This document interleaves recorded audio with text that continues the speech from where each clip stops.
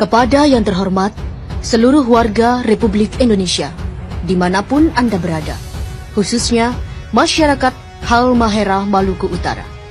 Dengan segala hormat, saya Anissa Madaniah memberitakan tentang tambang emas yang ada di Halmahera. Pemberitahuan ini sengaja saya menggunakan bahasa Indonesia dan tiada satupun kata-kata intelek agar seluruh lapisan masyarakat bisa memahami semua apa yang saya tuliskan. Perlu kalian ketahui bahwa tambang emas yang paling terbesar di seluruh Indonesia tempatnya bukan di Papua, tapi tempatnya berada di Halmahera Maluku Utara. Tambang emas itu milik negara kita. Artinya, emas itu hanya milik negara.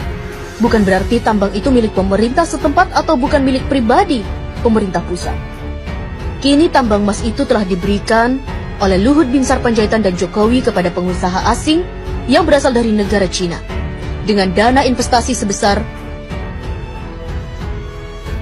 70 triliun 200 miliar rupiah pada tanggal 3 Juli 2017. Selama ini, alasan mereka bahwa tambang-tambang itu hanya untuk kesejahteraan rakyat, tapi kata-kata itu adalah pembodohan atau kata-kata bohong. Sudah berapa banyak tambang-tambang milik negara kita telah dibelikan oleh pemerintah kepada pihak asing. Harusnya seluruh rakyat Indonesia telah menjadi milioner, yang sekolah digaji, yang berobat ke rumah sakit pasti gratis karena setiap jiwa telah menjadi milioner. Tapi, apa yang kita dapat dari hasil tambang-tambang itu? Justru tambang itu habis, dan uangnya bahkan tiada. Malahan, rakyat Indonesia semakin miskin saja. Para pemimpin Indonesia, semuanya orang-orang buangan. Mereka hanya tumpukan-tumpukan sampah tanpa ilmu pengetahuan, lalu mereka menjadi manifest atau pencari jabatan di negeri ini dengan jalan sogok dan suap. Manifest ini menghalalkan segala cara untuk memperoleh jabatan.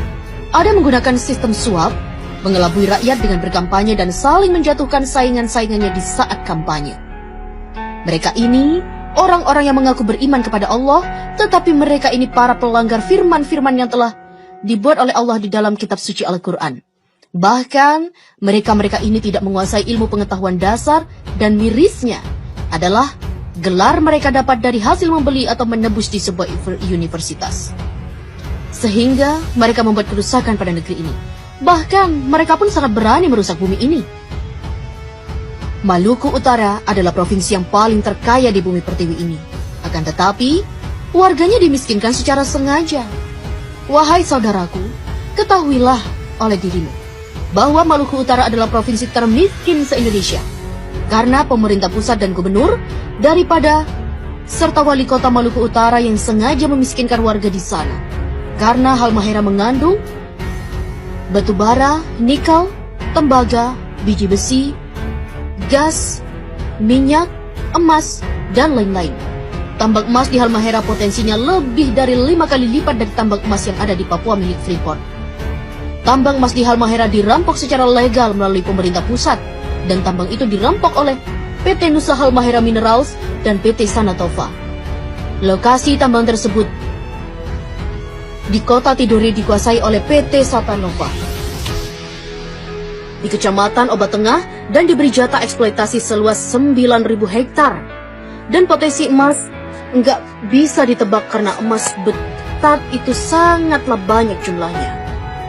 Di bagian selatan Gosowong, Maluku Utara, dikelola oleh PT Nusantara Nusa Halmahera Mineral.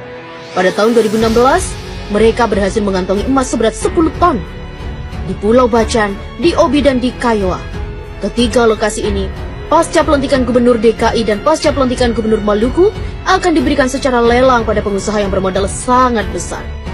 Ketiga lokasi ini belum dikelola.